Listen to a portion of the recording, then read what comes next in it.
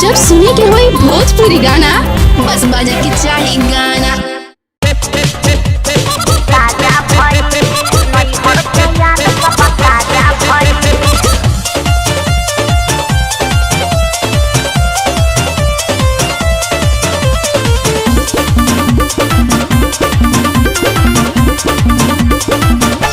पूरा रात जागल बुझालू भौजी रहू से जिया पलागल बुझालू भौजी जे समझा बोला। पूरा रात जागल बुझालू भौजी रहू से जिया पलागल बुझालू भौजी जब देह तोहर भैया के पाजा गइल ऐसा जब देह तोहर भैया के पाजा गइल अरे त का भइल कुछ दर्द भइल कुछ मजा भइल बाकी नहीं हर के याद सब ताजा भइल। कुछ दर्द भइल कुछ मजा भइल बाकी नहीं हर के याद सब ताजा भइल। अरे का बुझला ताजा भइल।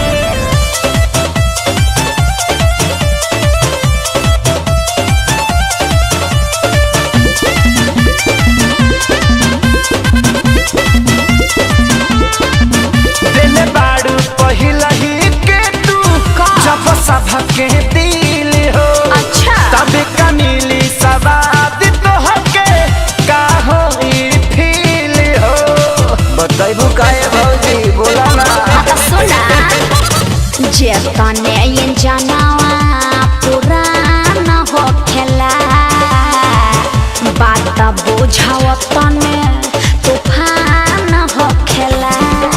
काका चेक बंद करके दरवाजा भइल अरे बोला ना कुछ दर्द भइल कुछ मजा भइल बाकी नहीं हर के याद सब ताजा भइल। कुछ दर्द भइल कुछ मजा भइल बाकी नहीं हर के याद सब ताजा भइल। ताजा भइल नहीं हर के याद सब ताजा भइल।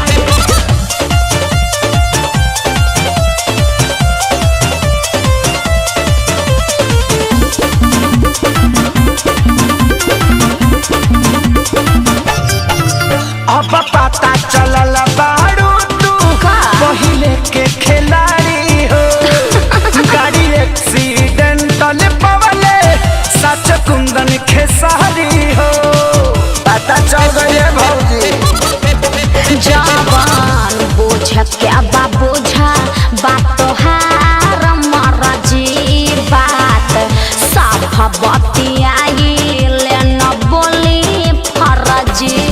तो कैसे सुर्ती खानी देह आज गाजा भइल बोला ना कुछ दर्द भइल कुछ मजा भइल बाकी नहीं हर के याद सब ताजा भइल। कुछ दर्द भइल कुछ मजा भइल बाकी नहीं हर के याद सब ताजा भइल। अरे बाकी मूड फ्रेश हो गइल। जब देह तोहर भैया के पाजा गइल अरे त का भइल कुछ दर्द भइल कुछ मजा